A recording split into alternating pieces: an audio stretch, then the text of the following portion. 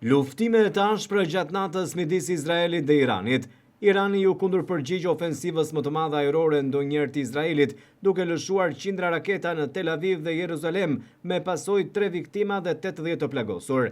Nata e të premtes, duke kthyer entja që nisi zyrtarisht luftën, u pasua edhe me sulme të tjera të Izraelit, pas atij të ndërmarrë mëngjesin e të premtes kundër armikut të tij të hershëm, në një përpjekje për ta parandaluar atë të zhvillojë armën bërthamore.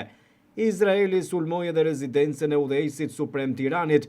2 komandantë të rangut të lartë ushtarak u vranë nga bombardimet e reja, duke goditur edhe më tej zinxhirin e komandës së lartë ushtarake, me mbi 20 komandantë të vrarë. Zëdhënësi i forcave të mbrojtjes së Izraelit njoftoi se në fillim të operacionit janë eliminuar 9 shkencëtar dhe disa ekspertë të nivelit të lartë që kishin avancuar programin e armëve bërthamore të regjimit iranian. Deri më tani, nga sulmet e para të Izraelit, janë shënuar 10 viktima e qindra të plagosur. Ushtria izraelite tha se deri tani kishte sulmuar më shumë se 400 objektiva në Iran dhe kishte në shënjestër objektivat bërthamore në Natanaz dhe Isfahan, ku shkatrua një objekt i uraniumit të pasur. Megjithatë, Izraeli sqaroi se nuk e goditi objektin Fordov. Teherani zyrtarisht mohon që këto sulme të kenë dëmtuar infrastrukturën bërthamore. Në mes të luftimeve të reja, ushtria izraelite ka shpallur gazën front dytësor në luftë dhe se fokusi kryesor i ushtrisë tani është vendosur në Iran. Ushtria tha se operacioni i forcave ajrore ka krijuar një rrugë të sigurt për në Teheran dhe se avionët ushtarak tani mund të operojnë lirshëm në hapësirën e saj ajrore.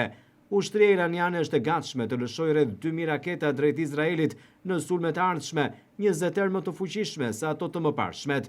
Irani akuzon Shtetet e Bashkuara të Amerikës se janë bashkëpërgjegjëse për sulmet e Iranit ndaj Republikës Islamike, një akuzë që Washingtoni e mohoi, duke i thënë Teheranit në Këshillin e Sigurimit të OKB-s se do të ishte mençur të negocionte për programin e tij bërthamor.